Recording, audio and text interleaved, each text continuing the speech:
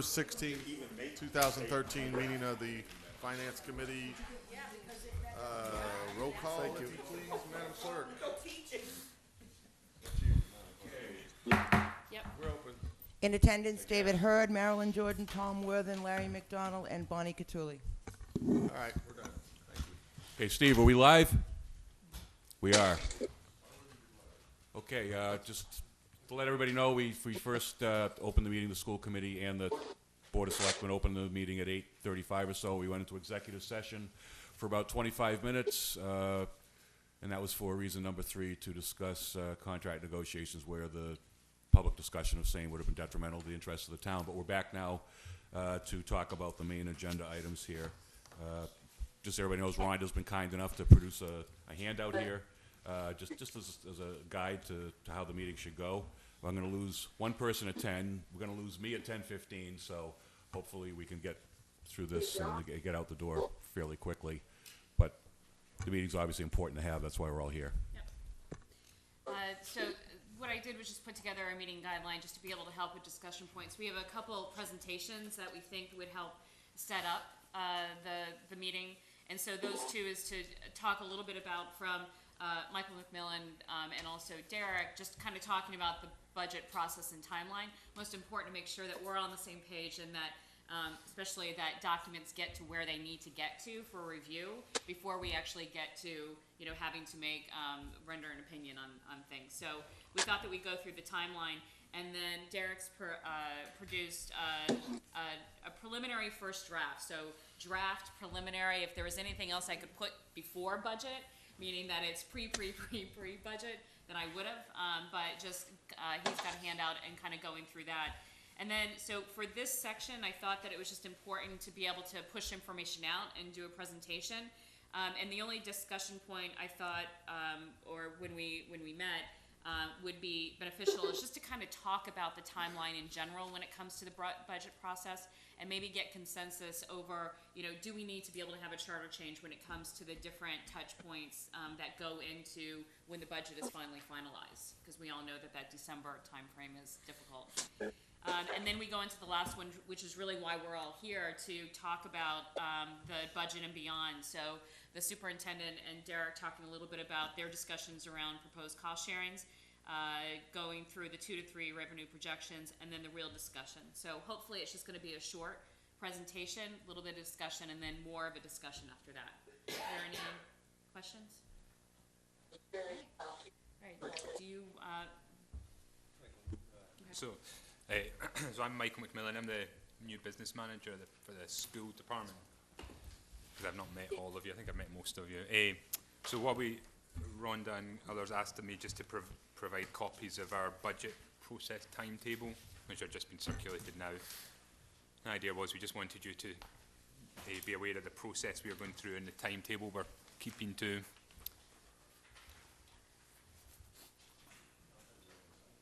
There should be just enough copies. There's just one page. It's just one page. It's two-sided. Everybody has a An copy? effort to Okay. reduce costs. Okay. That's it, Tim. Thank you for Super. two-sided. Yes, trying to reduce on costs, absolutely. And I've only got just enough. Okay. So, I mean, you can, I'll just, you know, the highlights of this really are that we developed the process ahead of time. At the moment, we're working with our principals and directors to develop their budgets for them to scope out what they need. And for us, and we've done a zero-based budget process this year, so we've started to justify it. We're looking at the way every penny is, every cent is spent, building that up from the ground. Our plan is to start the discussion with our school committee towards the end of this month, and then, as you can see, in November. And then, come December, we'll agree a provisional budget with Derek for the December 15th deadline and submit that to FinCom, the Financial Committee. And as we look to finalise the budget in January, when hopefully we'll have more information from the state about what our likely funding is, so that we aim to submit the final budget in February. So that's a very quick overview. Anyone wants to add anything? Thank you for that, Derek. Just a quick question. Of course. Is that a little early with the 25th of November is the all-day session with all the teachers, the principals and, Week commencing, yeah, okay, that's our plan. all right. We just want to, I think we'll have some people there for that.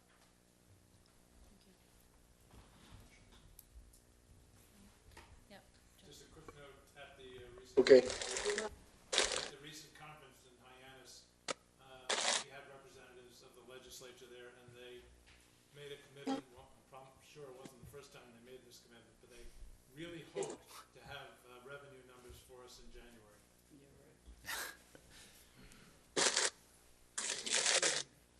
An idealistic group. We've heard that before too, but maybe it'll happen this year. Who knows? Derek, did Thank you you, have Mike. anything to? Yeah, realistically, I mean, I appreciate the help, that's with that in mind. The big thing we need to remember for the FY15 budget is because the town meeting now starts with the election, which means April 1, which has started a complete nightmare, to be blunt. February 17th is our deadline to get any articles in. It is, which I would like to see we put in a charter change before that deadline, because having things, we go through October town meeting, setting the tax rate, the school has to do their entire budget, and now you're 6 weeks later, and you're going through the holiday season when we lose some people for a while, it's unproductive, to be blunt. So that is something I would like all of us to work on, or precisely the selectmen, to bring that more within line. Now, having revenue numbers, as you know, in January, we start getting the governor's first set of numbers, then they go through all the rigmarole, and we finally get the last set of numbers sometime in July. So anything we can do to push off the final town meeting budget, while you do have the October town meeting, which is supposed to make any changes you've seen to the budget, it probably doesn't help the person that, two sides. Hurts us budgeting wise, because then in October we will have to make changes to our staffing to accommodate either reduced levels or try and make it to try and bring people back, or we may have laid some people off that are very useful and have gone somewhere else. So anything we can do to push that off to make it more effective and efficient, so that we're giving the town a true picture of the numbers, would be helpful. Derek, could I put you on the spot if I asked you specifically, what are you looking at in terms of a push out? I would say I would do no later than towards the end of May. The problem with So have town meeting right, push back and, push forward until May? yes. That would still give us some time if we had to push out May, if we didn't have a quorum or something, but we get a lot of people back into town that are residents, even if they go away for a little while, so it can be So in order to do that, if we had to this year, it would mean convening the town meeting in April and then asking for a postponement till May? Would that serve the same purpose? I know it's more cumbersome. Yeah, it would be much more cumbersome on there. We could try and make it for this year, but create the charter change. And Yeah. we have to remember, when it's a charter change, that's language throughout the whole charter. We like to connect things, so. Thank you. Right. Alan has. Yeah. Alan, go ahead. Even if we were to delay town meeting by a month, because the other pieces are in the charter by date, it doesn't change anything for this year at all, except for the final. Your revenue and your expenses could be anywhere from the state from +4% to -6%. So, I mean, you can still figure that. If you want, we can go back to a couple of years ago when we proposed a bunch of charter changes only. In there's a complete article already in place that takes into effect the last Monday of the month of May for town meeting, and then it goes back and works all the dates back. So it's already in place if you want to bring it forth in April town meeting. So you have a copy of it? It's actually physically, town clerk has a copy, because it was a warrant article, and I've got all the paperwork for it. Okay, thank you. Yeah, I mean, I think that we all agree that going into, for this budget cycle, it doesn't help us, and that's the reason why there has to be, great communication between all parties, getting documents on, in on time and doing the best we can for this year. I think a great next step would be to pull that document together, maybe share it with everyone around this room, or all three boards, so then we can provide any kind of comments or feedback, and whether we pull everybody together, or it's just that everybody submits their changes back to the Board of Selectmen, whatever it is, then we can at least start that process, and then hopefully get something that is, that we all can get behind in April town meeting. I'll get that through Alan out to everybody. It would probably be a good foundational document to have in hand so that we can have another joint meeting like this, because let's face it, the three bodies in this room are the ones who have to get things together for town meeting, so there needs to be input from everybody. So I think rather than just get this and try to put it through, I think we all have to get behind it. And I think that we just talked about next steps, but is there general agreement around the room that this is something we should at least try to tackle for April town meeting? The article, to the town charter. Trying to change the town charter to better align, our own budget cycles with. I think it is messed up. We had the meeting before where you obviously have, the dates are conflicting, especially when it comes to the school budget and the town budget. Can you? No, I'm sorry. Yeah. But the general timeline itself, I mean, as far as the spreading out of the dates so that people can work on things, I like that. I wouldn't mind moving it back to May. That gives everyone a little more time, and maybe there'll be some things in this before we have to get to the point that we're sitting, having a discussion 2 days before town meeting. We need to wrap up whatever we can wrap up as quick as we can. But as far as reinventing the wheel, if that's what we have to do, but are there not other towns out there that have similar issues or similar situations, and how are they handling them? That's, we don't have to go back and start fresh. If we know of other towns that deal with the same issues we do, why don't we see how they handle it? I mean, we have Warren right up here, we have different towns that have to, why not look and see how they do it, and why it's successful in their arena, and maybe we can. It's all in. Yeah. Go ahead. Well, Mr. Outreach on the other end of the iPad here, he probably already has those answers, but that's a good idea, figure out what other towns are doing. You got that? I forgot Alan was here. Well, Already done. He's busy grazing right now, You so. already got it? He's in that little box. It's just Yeah. another data point. So. He already has that information and will, yeah. There you go. Never mind. And one of the things I want to say real quick is Kim, Michael, I appreciate you guys have moved up your timeline so much, and I think it's amazing, and I know the effort it must take to do it. So I just wanted to say how much I appreciate it and the great job that you're doing on it. So. This has to go to ballot too, everybody realizes that, right? Ballot, then that has to go for approval to the AG, so there's a length of time that this is gonna take. It's really. Yeah, there's a statewide election next November, so it can go on the state ballot, I believe. We can put it on April, it doesn't have to, we can do a town meeting first, a town meeting afterwards, it can go either way. Yeah, you'd want to bring the article We forward. got a hand up. Hand up. What do you got? Is Patrick done? Okay, if we get it onto the April town meeting, it goes from April town meeting, it will go to the legislature for both the House and Senate, because there's a charter change, you have to pass it. That could take anywhere from 3 to 6 months, as far as the timeline goes. Now, depending on how we write the article, it may or may not have to go back to a ballot election. The House and Senate prefer on a charter change for it to go back to the town for a full town election. But when we went through this a few years ago, we found out it is not necessary. So that you can, if you want to take the risk, as far as town meeting, you don't have to put that clause in there as well. But you're looking at least 3 to 6 months, no matter what.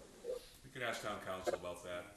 Let's put it to him before we start any process here. Well, and I mean, I agree. So the process is really the second step. Let's just see the changes and see if we all can, that it makes sense for the town for the changes, and then, we can figure out the process. I just would say, again, the word trust.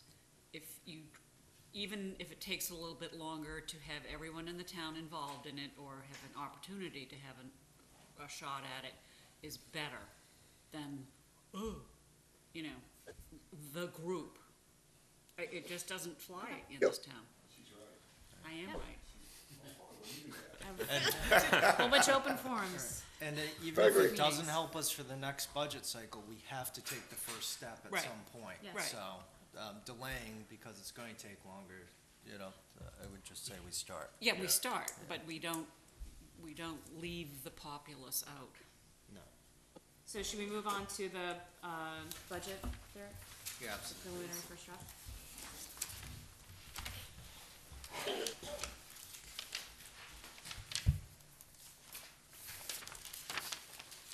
The finance committee already received this at the last meeting, so. I have a couple extra copies. All right. That's the gang.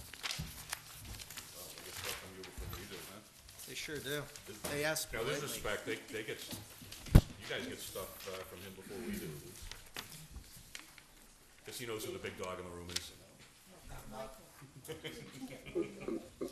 Do you need one more? Okay. We should have an extra one. I have an extra here. Yeah, Peter. Who needs one?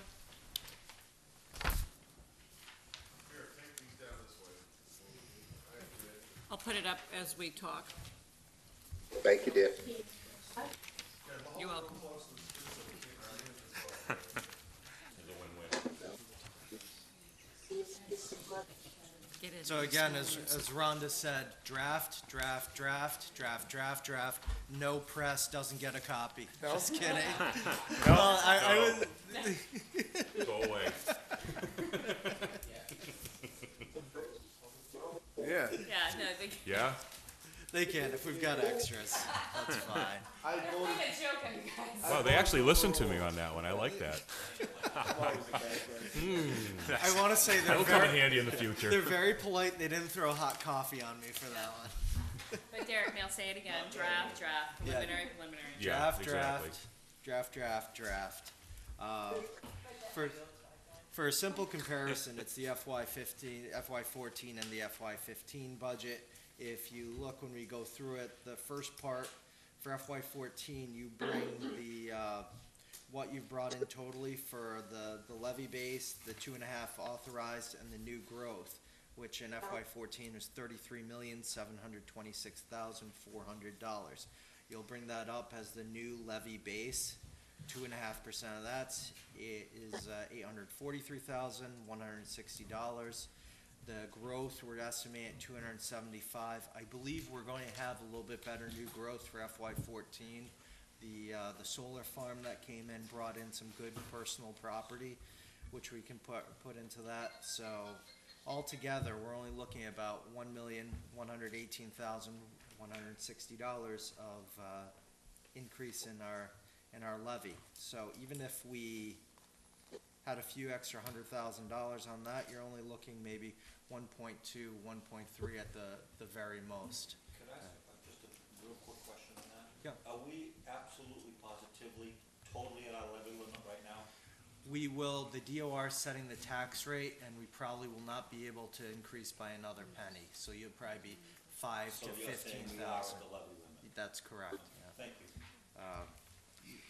People probably don't like to hear it, but that's where we raise it to that point every year. We have to. Just going through this, I only projected a 1% increase on the state aid to both the town and the school. So until we get our first go around, I'm feeling that's a safe number. The state revenues are doing okay this year. I don't see the governor's doing a December 9 C cut again after the panic last year. So a 1%. The only problem is, as whatever we've had for an increase, the assessments have been increasing by double.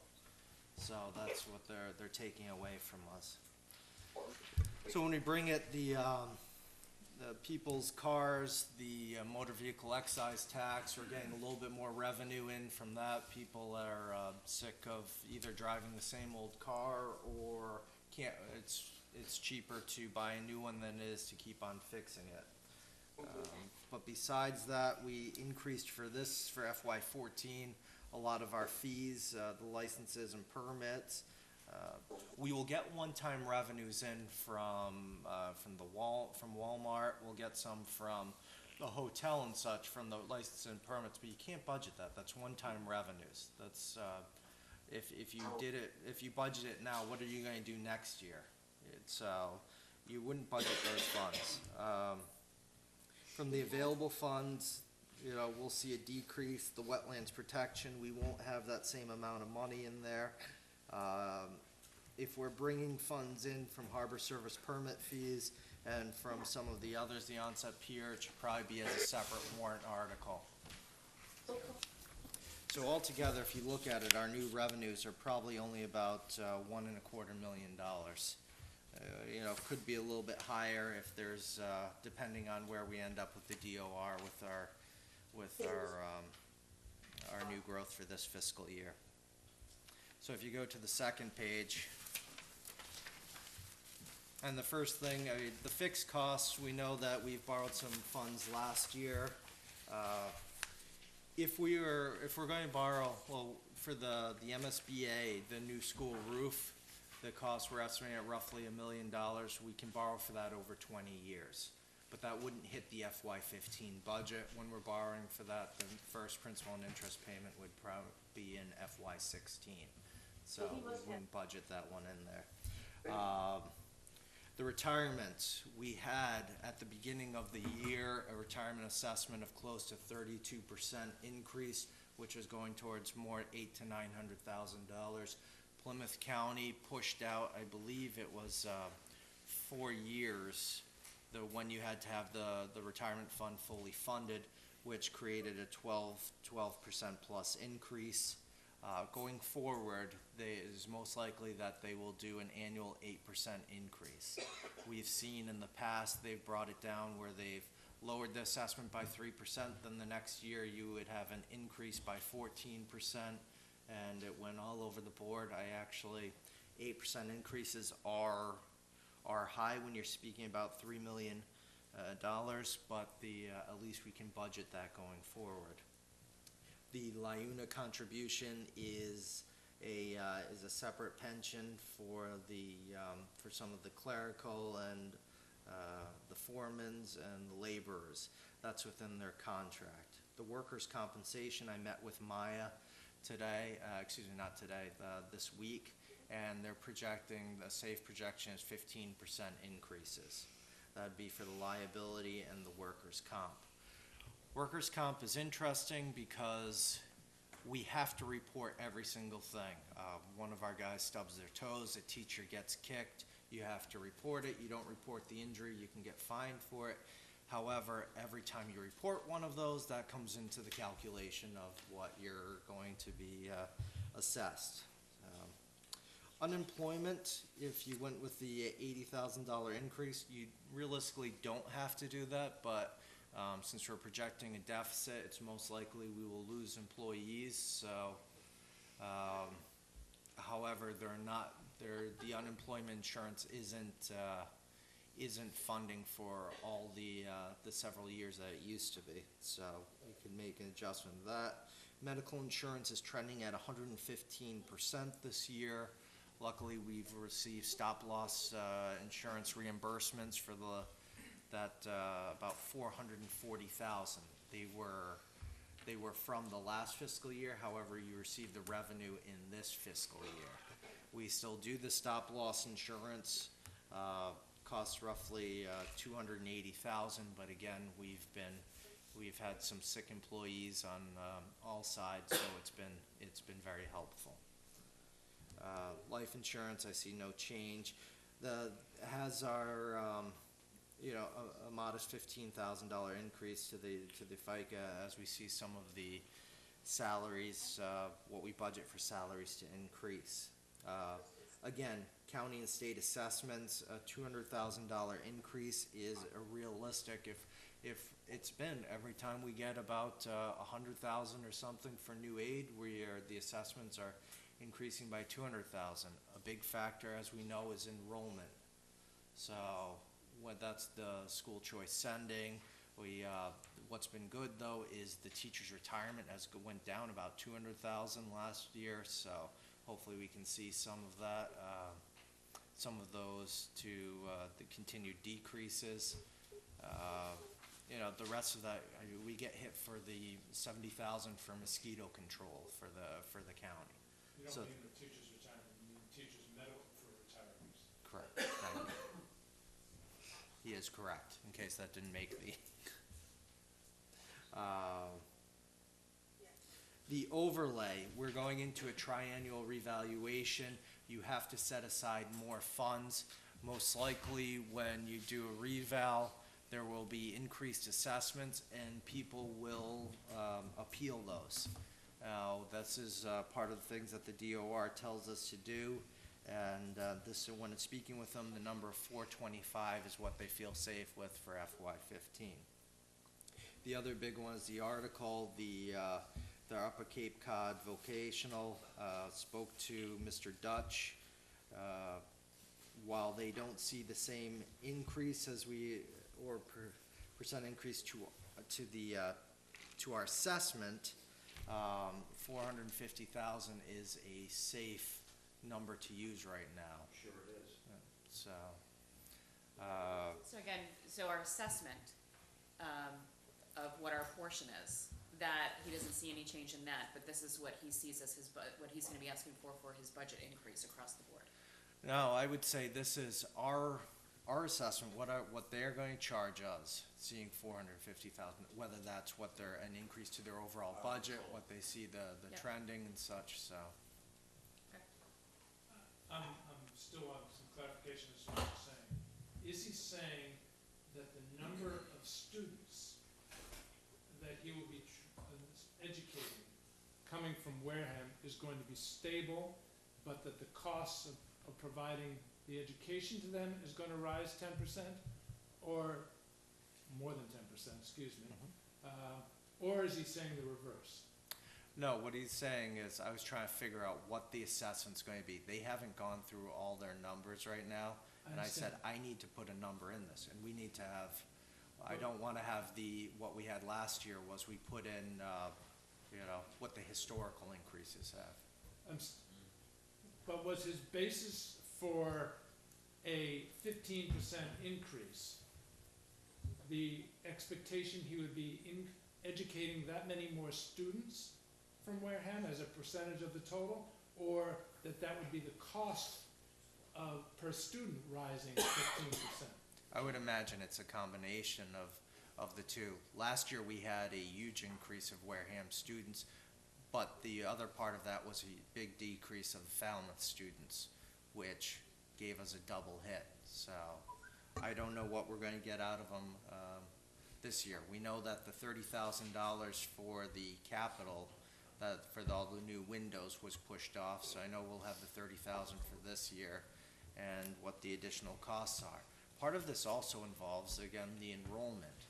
That's what he's saying. So, Right. They haven't even started interviewing the students yet, so they don't know what the enrollment's going to be.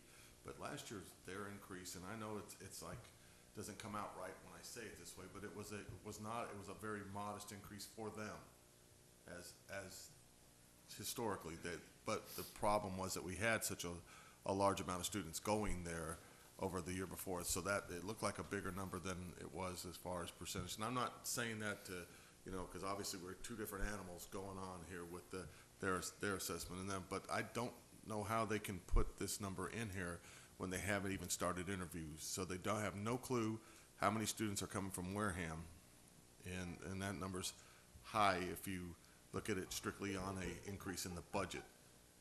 So I see where you're going. I understand that.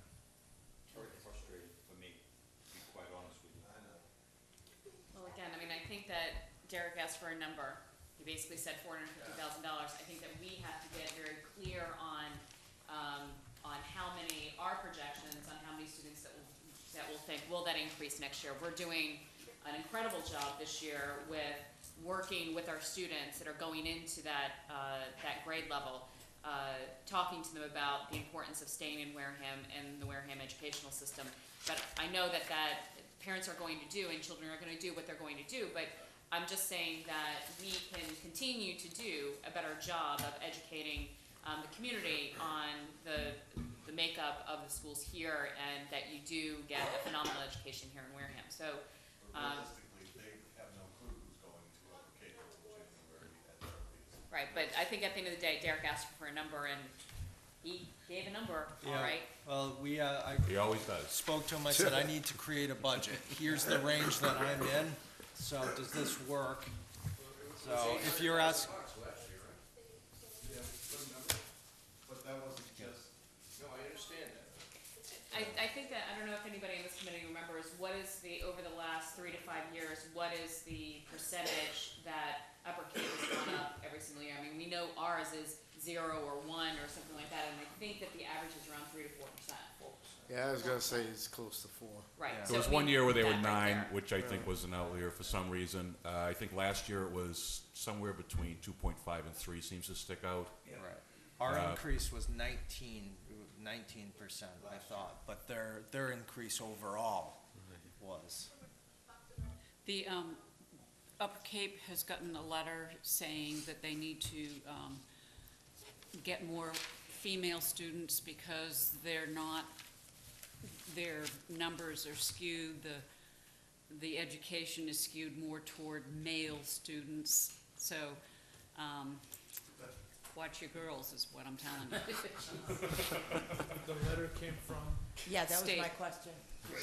How can the state mandate how many male and female you can have at a Well, school? what it's, theoretically, they can say, look, 70% of your students or your programs, let's do it this way. Maybe I would take automotive repair, but the likelihood is, well, it isn't true for me. I would take automotive repair as opposed to many girls who would like to do hairdressing or, CNA or something like that. So what they've been told is that they need to get more programs that are attractive to female students than they have. Oh, okay, so they're being required to change their programming to accommodate both sexes, is what you're saying? Yeah, Not that they can't select. I think it's about gender equity. It's the state telling you how to educate. Right, and also, but the thing is that the letter only matters if all of a sudden they're gonna withhold funding if they don't comply with it, so they can. No, but exactly, so but I mean, I think that the biggest thing to take out of this for me when I first saw this is that almost half of the deficit that the town will be facing, so if you look at the $940,000, so Upper Cape is half of that, almost half of that. So that just. Pretty fat. Yeah, and I think what we need to do is, this actually, And that's staying this isn't, flat, sorry. yeah, this isn't the true budget because this is level funding school in town. We all know that's impossible realistically without making a whole bunch of cuts. So the 940,000 is with a level funded budget for throughout the whole town. yeah, it's not gonna happen. Derek, The other interesting part on this is if you look at what our revenues are projected to be, and what our employee benefits are projected to be, our employee benefit increase is about 7,500 more than what our total revenue is. Benefits, I would think, if you look at that as a comparison to other aspects of the budget, even going back to the salaries, that's a huge number, and that's what's hurting us the most, I think, is the benefits, not that it's hurting us. I mean, we obviously have to provide them, but the increases in the benefits, the OPEB stuff, it's huge, and we don't have the revenue growing at the same rate as our benefits are, by a long shot. To Derek, on the unemployment, why are we budgeting that to increase? because we're gonna have to lay people off. Yeah, so you're anticipating Yeah. layoffs, so, all right, that was it. But thank you for clarifying it for people But that. no, I mean, I asked because I know the first year when you lay people off, you get this huge hit. That's what we were told. We laid off all the teachers, but then, you get it back after that, but now you're saying, I mean, we're not gonna get it back because we're gonna lay off even more people in the town. Yeah, we're sort of in the, in a weird way, we're almost hitting that death spiral where, it's exactly what Dr. Sylvia said, we've hit the, unless we're increasing revenues, I mean, you can't keep on taking from expenses. Now we'll start taking away from things that are generating revenues. You won't have people going out on inspections, so you can't get the inspection fees. Right now we've been missing out on some new buildings and stuff, so you don't get the new growth. So that's lost tax revenue, and that's compounding into the future. So we've sort of hit this point where, if we're bailing the ship, we're just bailing into another part of the ship, and it's not working. And when you made these numbers, you came up with, $80,000, was that just what you're anticipating on the town side? No, that would be overall. We're probably looking at easily, to make up, if we're talking about 940,000, and that's without increases, you're probably looking at, I know that we've easily hit about, our costs are gonna go up easily between 100 and 150. I can imagine yours would be in the 300, 350 range, so we're realistically looking at 1.5 million. And that's all of our costs. Our expenses are getting to the point where they are what they are. Heat, electricity. We're not running around buying gold pens for everybody, so. And somehow you arrived at that number. I mean, I know we said draft, so, I mean, what's a reasonable head count you put into that? Well, if you did 1.5 million worth of employees, of salary, 30% of that's 450,000. And I figured we might have some retirements out of there. So we're looking at closer to the $300,000 range on that. $300,000 range? Yeah, that's for unemployment. Thank you. Okay, yeah, I think this is a really unrealistic number for everybody, because as we know, your budget is definitely has to increase. You guys cut last year, we cut last year, it's a compounding thing, it gets worse and worse every year, problems keep coming up, and there's a lack of revenue, as everybody can see, and everybody who's watching at home has to realize that it's a lack of revenue. There is no money. We don't have, once upon a time, we had this new growth number that was over $1 million when things were flying high. Well, the economy's pretty depressed, that went away.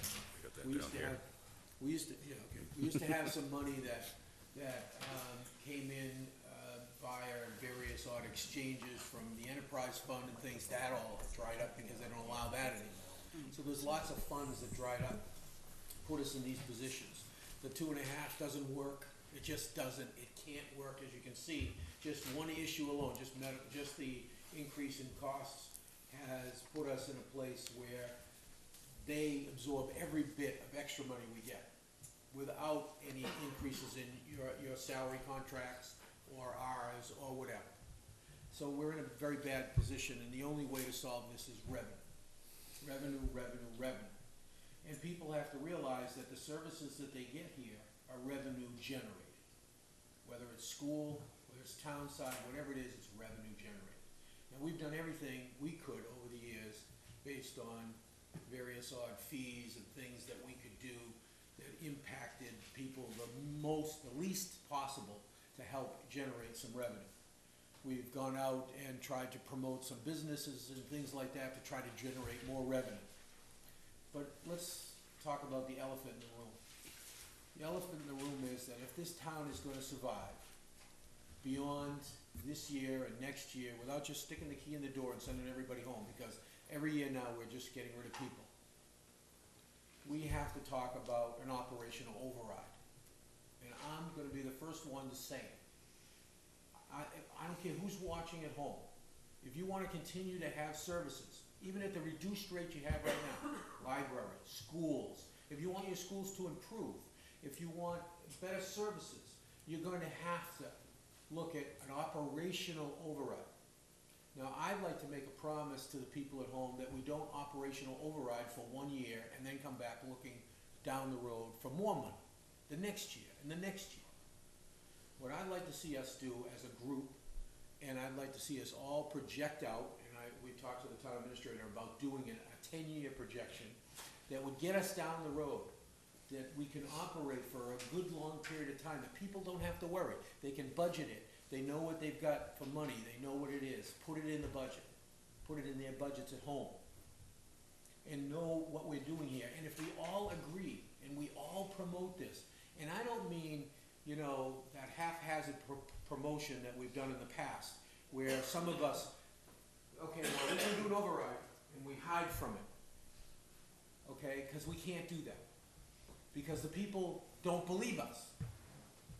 Unless we're all out there, the face of the thing, doing it, telling them what it's all about, showing them. And this takes a long period of time, and I don't think it can happen this year. No. Coming into FY15, it probably can't happen until 16, okay? But we should prepare it right now, we should put those plans together, we should all agree to do that, and we should all promote it, because the only way is revenue. We can't do it anymore. There is no place to go. Thanks. Well said. Judy? It's not that we have no money.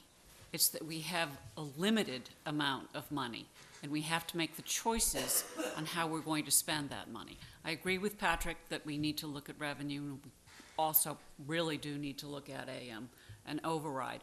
But there are other ways of addressing the issue. But to say that we have no money is one of the problems that we've had. We do have money. It's that we have to make very tough choices on how to spend that money. To the point that Ms. Whiteside just made about we do have money, I think at our next meeting it would behoove the group for Derek to put that slide up to show what our tax situation really is, and how we don't have the money, and how our operations aren't keeping up with expenses, and the same speech that you had the last time we met at the middle school auditorium, and how we compare, how we rank with the other towns in this Commonwealth, and how low on the scale we are when it comes to revenue. Thank you. I thought it was deja vu all over again, you know. I've been kind of saying what Patrick said all along, and I've been saying it for many, many years. And to quote me, you can't continue to solve the revenue problem on the expense side of the ledger. You can't continue to do it. It just doesn't work. But I think the key to this is, again, having a plan, executing the plan, and having all three boards on board. If you're not gonna have all three boards on board, this will never work. And, you know, there's got to be a commitment from the three boards that we're gonna be solid on this, that we're gonna be united on this, and it's gonna be a goal that we all can get behind and move forward on. If that doesn't happen, you know, we're just blowing smoke. I think Selectman Whiteside said it earlier, there's a word here called trust. It's not what we say in this room, it's the people out there trusting what we say, and we have the innate ability in the past to shoot ourselves in the foot repeatedly. We have to stop that. We have to correct some of the issues that we have, and I think at that point, if we can show a united front, if we can show, and we've not done a good job of explaining why we are in this position. We just have not done that. And we have to do that because, yeah, there's always going to be an issue. This is not perfect. That's not perfect. But if we show the overall, and you can see it, it's clear as day. This 2.5 does not work. It just doesn't work. It doesn't even keep up with our benefits. But we have to be able to do it and do it in a way that the people trust what we're saying. They're not saying whatever and moving on. So you're right. Maybe all three boards have to agree, but we have to get to the point that people trust us enough to believe in us to do that and show up to the polls and vote for it as well. Just, you know, to that point, we've actually, you know, sort of begun the process of actually proving to people that we don't have the money to fund all the things they want. We've spent, personally, I've spent dozens of hours. We probably had about 6 hours of live, and I'll call it grumbling because that's exactly what it was, regarding the fact that we stopped putting trash barrels out at beaches, in front of town hall, in fact, all over town, and picking them up. That Wareham is now a carry out your own trash town. People still don't want to believe that we don't have the money to do that anymore. I ran into a gentleman in the YMCA yesterday. Yes, and we were naked, if you want us to know. But anyway, to that point, you know, and I respect this man. He's a good man. I've known him for a while. He said, "This is crazy. You're on the one hand, you're trying to boost tourism. You're trying to attract people to the town.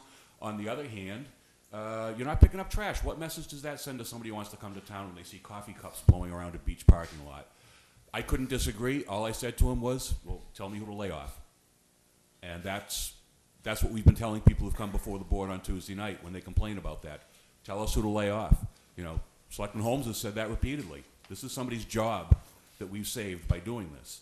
So we're at the point where we're having to inflict cuts in services upon people. I don't know that people really believe. They seem to think that these are discretionary decisions we're making when we do these things, and they're really not. They are absolutely budget-based, finance-based, and revenue-based. But I think there's going to unfortunately have to be more of that before that trust builds, before the electorate that has to vote for an override says, "Hey, you know what? You're right. They weren't BSing us. You know, there isn't some secret money pool that they're hiding that they can tap into like prior town administrators did. There's not going to the healthcare trust fund raids are done. These people are serious. They're willing to sit here and get screamed at by us, and yet they don't flinch because they don't have the money." That has to continue before you have even the slightest hope of getting an override through. So a year, I think, might even be optimistic on that front. But I don't disagree that we need it.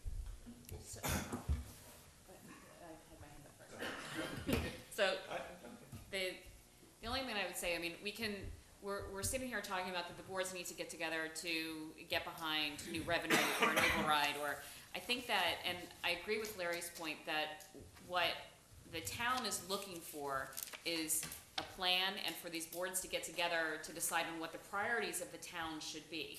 Because we're talking about barrels, we're very reactive right now. We all are. We're talking about, I think a couple years ago it was lifeguards, and there was a big hubbub about that. Now it's trash barrels. It's very narrow focused. Instead of talking about what I believe in a 10-year plan, but I believe in a 10-year plan where we're talking about this is what's more important, most important. This is what we need to concentrate on, and this is where we need to put most of our funding into. And we all know that when you take a look at the successful towns and why people want to move into them, and why businesses want to move into them, is because it's safety and education, or education and safety. And I think that I've spoken to a couple people that I'm tired of fighting that safety is more important than education. Education is more important than safety, and it's back and forth. It's such a never-ending cycle of bull that goes on that we keep, that's the debate. That's not the debate. They are equally important. The reason why people move into this town, whether you're a retiree, you're a new parent, you're a business, is because it's education and safety. And so if we can basically talk about that and talk about how we're going to align our budget with that, and then all of a sudden show this is where we want to be in 5 years when it comes to education and safety, and this is how we need to fund it, then and we're not wasting any money, guys, then I think that you can start getting support for new revenue into this town. But I don't want us to keep talking about, putting the cart before the horse, that the conversation shouldn't be around override. It should be about really educating people around safety and education and how we need to align our budgets with that. I know that who raised hands first? I couldn't agree more with what my chairwoman said. we have a tendency to really, put our best foot forward in terms of things that are visible. Trash barrels are visible. Cruisers are visible, well, they're not visible, now you're right.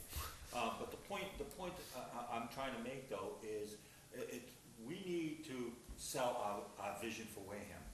All three boards have to sell our vision for Wareham. You know, what is it we want Wareham to be, and how are we gonna get there? That's why this plan is very, very important. If we can't sell, and we're doing a lousy job, and I've said all along, the school committee's doing a lousy job, we're all doing a lousy job about selling the vision of Wareham. And I think that's the key to getting the folks to understand exactly what we want for Wareham and what our priorities are. And I'm not gonna say any more the rest of the morning, but I wanna give you a little bit of a anecdote. I don't know if you know this, but I work for UMass Boston part-time, and I supervise teachers in the field, and mostly in the inner city. And I had the opportunity to observe a class at the Boston Arts Academy, which is the old Fenway High School. And I walked in, and it's a facility that probably needs some repair, probably needs some paint, and I saw some things that could definitely use a budget increase. But what I did see was an incredible class, because it is an application school. I saw kids engaged, and I saw kids go to a closet, get a laptop, there's 25 kids, get a laptop, do a web-based assignment and a writing assignment, all in one period. We can't even do that. We can't even do that. But folks don't see that. They don't see the fact that we don't have 30 computers in the classroom. So I think that this is the part of the vision that we have to make public. You know, it's not, they can see not having trash barrels, but they can't see the fact that we don't have a cabinet in a room with 30 laptops in every single classroom. That every classroom is equipped with a projector and the teacher can work at their computer with the projector working all the time and model what this web-based assignment is and the writing assignment that goes along with it. So this is just one example of those things that people don't see. And I think that this is part of that story that has to be told. And so I'll just shut up, but I think that we need to sell the vision. What is our vision? The three boards. What is our vision for Wareham and a plan to get there? And I think that's the secret to it. It really is.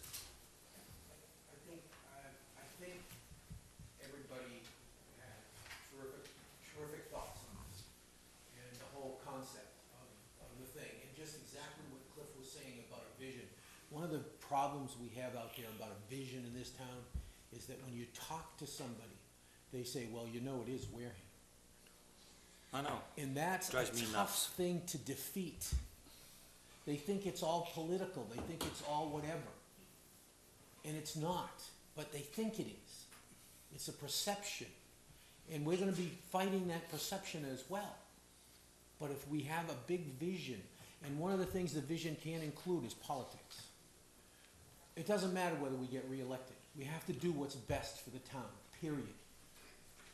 And if we don't get reelected as a result of it, too bad. And we have to be willing to say that. We need to put the plan together, get it out there, and let the people vote on it, because I know the people of this town are way better than we give them credit for. And I know that they know what we need, and I know that they'll vote for it if we promote it right and we give them the vision of what we want for Wareham.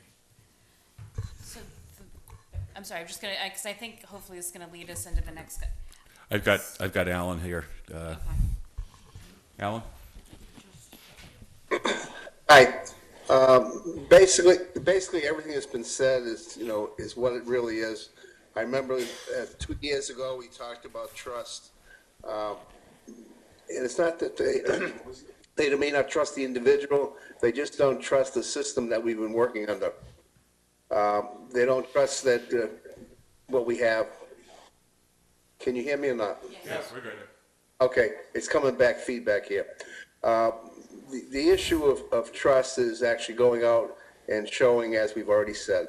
I've been working on some policies while I've been out here, and 88-7 is the fiscal policy statement for the Board of Selectmen. I'll be sending off all 9 policies I worked on. I'm all done with them probably today.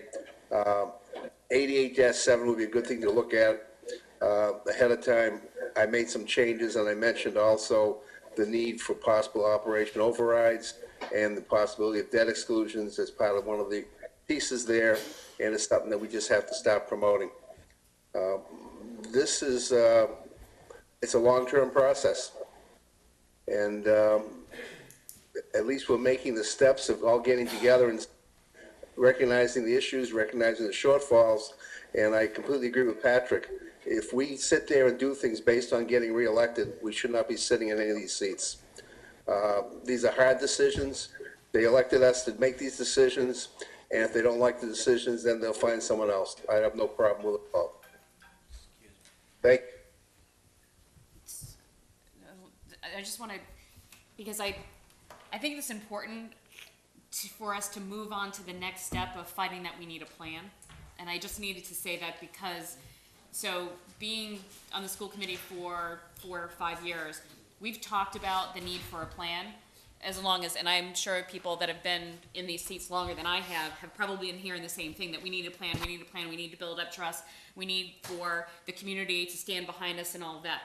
All right, that's great, but also I know that trust is only built as soon as you start the first foot in front of the other going forward. Like you need to see forward momentum. So I'd like to ask the group, but people can, if they still want to stay on this topic of the reason why we need it, that's fine. But what is the next step when it comes to that? What are the action steps that are going to get us to what this plan is that then the 3 boards can buy into when it comes to safety and education? I would say. Well, hold on, there was. Oh, sorry. I haven't said anything so far, so I might as well get right into this. I think that our next step is we need to find out, first off, what are the needs? We're talking about priorities and how we're going to get there. This is what we're faced with right now. And we know it's worse than this. We know that. This is just make-believe. We're just pretending here. So we can talk about overrides all you want, but figuring out what the school needs, what the town needs, what's the highest priority, what the school committee needs to present to all of us, what is your priorities? What is, you know, where you want to go in the next 5 to 10 years and how we're going to get there. And the town also, the selectmen need to decide where their priorities are, where they want to invest their money and where we can't invest our money. And people need to understand that, and they need to stick to those goals. All right, when we figured that part out, then as a group, we need to come back together and say, these are really our priorities and where we want to move forward. And whether we have to get through 2015, because an override isn't going to happen in 2015. We know that. It may take us 1 year to 2 years to ever get the town to say, we're going to give extra money because this is our priority and we want to fund that. All right, whether it's an overall. I think some of the scariest parts in this town is that I constantly hear it that people can't balance their own budgets at home. You know, they're using their credit cards because they don't have enough money. And when they look at the town, they say the same thing. The town has to live on what it has. If I can do it at home, they can do it. They don't understand that our needs are really bigger than that. Everybody's needs are bigger than that. That's why we have credit cards, and that's why people are in debt, right?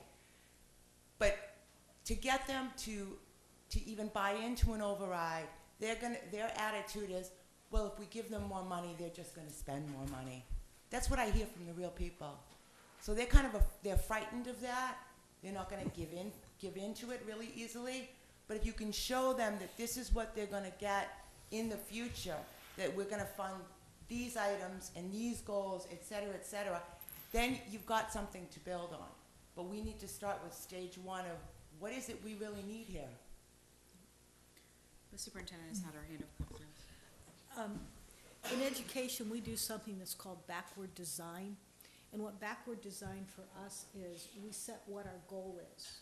And how we set our goal is through communication, through involvement with everyone, so we have a solid foundation. And once we determine what our goal is and what we envision our schools to be for the future, then what we do is we work backwards and how are we going to achieve that. and then we outline the steps. Our job then is to follow the steps and follow the process. So if we say we want outstanding schools for all our children, then what does that mean for us? We articulate that, and then we work backwards so everybody clearly understands what they need to do and what their involvement is. Because of that, then we create buy-in, because then they have ownership. And what we can't do is say, as a superintendent, I can't say, this is what I think our goals should be. Now go do it. Because if I say that, then there's no meaning, there's no buy-in, and people are just going to say, okay, and they're going to do whatever they want to do, as long as we're not looking, and we've made no effective change. So one suggestion that I would have would be, we need to create opportunities for people to come together to say, this is how we see our town, this is how we see our schools, and this is what we're willing to do to get there. Because if we don't have that buy-in, it's merely a very empty process. And with an empty process, we will not make our goal, and we will not reach our vision. That's what we're attempting to do in the schools. It's a process. It certainly is a process. It takes time, but it also takes involvement from all parties. And commitment. Absolutely. Sure, why not? And then football's on tap pretty soon, just so you know. Yeah, me too. Wow. Again, I agree, you have to set it, you have to get to that point, but I've been around for 8 years in town, and we have had such a political turmoil battle in this town that people are tired. And even though I think there has to, I keep going back to that word trust, people have got to trust that we're going to do what's right for all of them as well. Now, we all know that not everybody has the same priorities. I mean, that's one of the clear things I've found in this town is people do not have the same priorities as, say, I would have for my family.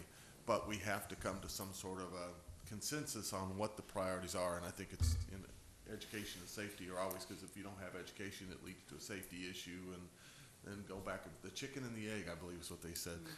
So maybe you're right. Maybe we need more public input on some level to get to find out exactly, to get people to buy into where we're going. I don't know. Jeff had his hand up first.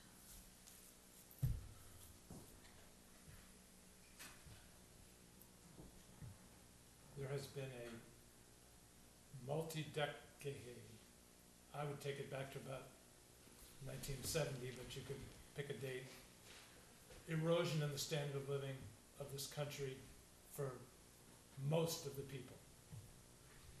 Wareham has certainly not been exempted from that erosion. While I emotionally agree with everything that has been said, I think we forget the fact, and I think Bonnie came closest to it, the fact that this erosion of standard of living for the majority of the citizens of this country, and certainly in this town, means that they're doing with less.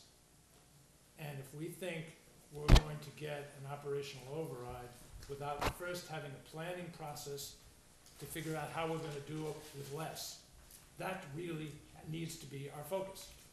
We shouldn't pretend that it's just an issue of trust. Sure, it's an issue of trust, and there's all sorts of reasons why it's an issue of trust, but it's also an issue of capacity, and the fact that people have been struggling for decades.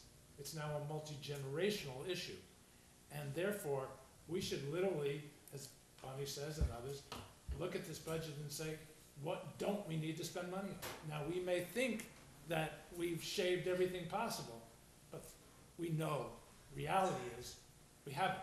The other thing we need to recognize is that only about a third of the people in this town have a direct vested interest in the schools. Okay?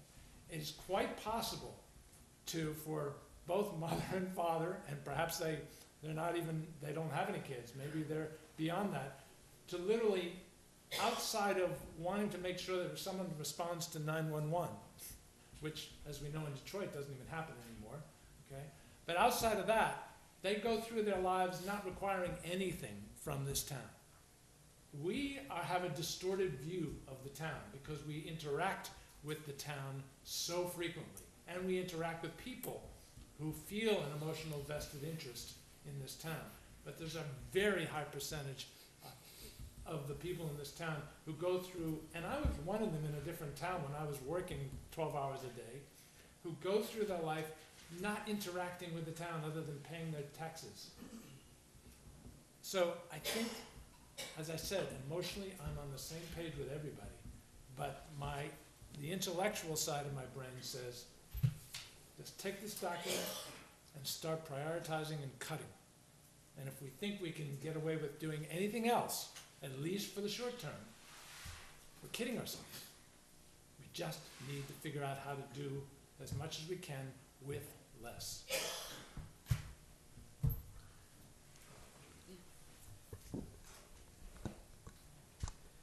I just want to say two things. I agree with you 149 million%. In order to get where we need to be, we're going to have to step back. We're going to have to grow the trust. We're going to have to demonstrate that we are fiscally responsible. Many years ago, I had a student who was an extremely bright young gal. And she used to get furious. She would follow the town meetings and the funding of the school, and she said, you know, just because I'm poor doesn't mean I'm stupid.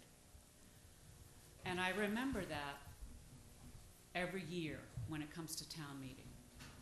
Just because she's poor doesn't mean she's stupid. Just because she's poor doesn't mean she shouldn't have an opportunity. Just because she's poor doesn't mean that she has to stay that way. And the other thing that I would like to point out, because I think we're all a little bit pontificating here, some of us more than others, that we have two professionals in this room who are being paid to do the job of prioritizing within their respective portions of the government. Derek and Kim both have been charged by their respective committees and by the people who work for them to do what's best for that segment, okay? And I just feel that we've got very good people in those positions. I think they've demonstrated that they work well. I think that they've demonstrated that the people who report to them work well. And I think the fact that we're all sitting here at the same table bodes well for we're gonna cut the BS and start rolling our sleeves up and getting the job done. Can I just say one thing? Yeah, absolutely. You're the boss. Really not, but I appreciate that. Again, I keep thinking about what's next, and so when I think about the comments that people have made regarding this budget and what the next step should be, that is really the process that has happened in the past, which is our two administrators need to be able to come back and say, this is what we can live without in FY15. I mean, we're in that stage already. There's not a lot of high level, bright, I mean, everybody's bright in this room, but, you know, and there's some great ideas coming from the community, but I don't think that there's gonna be this magic pool of money that's gonna come from someplace. So this year, again, is going to be about how we're going to be able to run going into next year with the budget that we have and what are the cuts and the priorities. And so really, for the FY15 budget, that is the same process with the timeline that Michael went out, that there's going to be the work that's going to be done, and then they're gonna come back and make their recommendations to each one of their boards, and then we're all gonna come together on that. I really do think that it's important, though, at the same time to start talking about FY16. And so I'm wondering if, I just want to throw it out there, but people can respond back to it, but a good next step is for both of our administrators to make recommendations on the 5 to 10 year priorities of this town. And again, I believe in the input that needs to happen from the town, but if our our two administrators with their group as well as their boards come back with at least the 5 to 10 year goals that they would put forward as a starting point that then can be brought back here, presented to all of us. If we can at least buy in that, yeah, that looks like a good first draft, then we can start getting feedback from the community. So building a PowerPoint around that, doing an open forum, and then basically saying, this is where we think the next 5 and 10 years look, and then doing different community forums around that.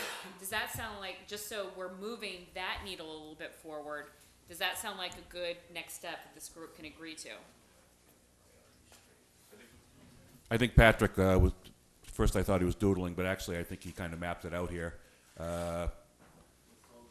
Flowchart, school, town, FinCom is the three. Oh yeah, exactly. Yeah, you're the check in the check and balances part here. It's too bad you can't write the checks. Anyway, what Patrick has is priorities and then process for all three to think about and then to come back. So then you put it together through, come back. Each body comes back. We decide as a whole how we go forward, and then we go out to the community and say, "This is what we've come up with. What say you?" Yeah. I thought I wasn't gonna speak again, but I thought that was a big old lie the first time around. You know, and I think this is all well and good, and I think we have to project it out over a couple of years, and I understand that, we have to do what we have to do in terms of building trust and so forth. Where I'm coming from now is the story starts now, though, and we've got to tell that story. And the truth of the matter is, we can tell a story that all three of these boards have done a wonderful job about prioritizing. Let's face it, we've done a good job. The school committee's done a good job, the finance committee's done a good job, and the Board of Selectmen has done a real good job about prioritizing and doing more with less. We've been doing that now for years, and that story has to be told, because there is a perception out there in the community that we're just spending money like drunken sailors and there's plenty of money to be had. When the truth of the matter is that we have been cutting and cutting and cutting and figuring out a way to have this town function with less. All three boards have done that. And that story has to be told. And it starts now. It doesn't start in a year or 2 years or whatever. That story, that's part of the story. And if we're really going to move forward, if we're really serious about putting our heads together and coming up with a plan that the people can believe us on, then I think the story starts now. Let's face it. The more people that move out of this town for a variety of reasons, whether it be the school department, perceptions of the school department, public safety, or whatever, those property values go down. They go down. And you know what? That is detrimental to our community. We want our property values to go up. We want people to see a future in Wareham and a desire to move to Wareham and bring their families here. So I think the story starts now. And, we have been doing an awful lot with less for a long time. For a long time now. And the last thing that I will definitely shut up is, I absolutely agree with Jeff. There's a group of people out there who care less. They're not really using services of the town. But you know what? And this is part of the story. There is an element called social responsibility. There is an element called social responsibility. And we all have a duty to project our community and to do good for our community and our citizens, whether they be voting citizens or not. And we've got a large group of young citizens that don't vote. Thank you, Madam Chair. What do we want to do next? We're obviously going to have to get back together again. Does it make sense to do it before December 15th? Does it make sense to do it after December 15th? What do people think?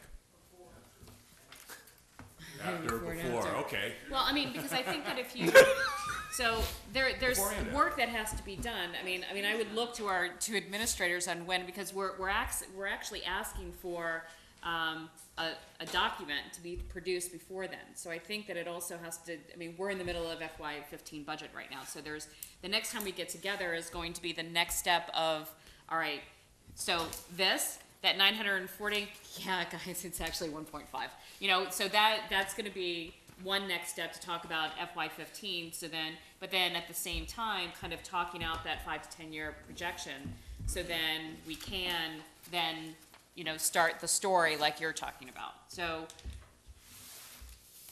can the committee agree to, or this group agree to after December 15th, just to give our administrator some time to at least work on this?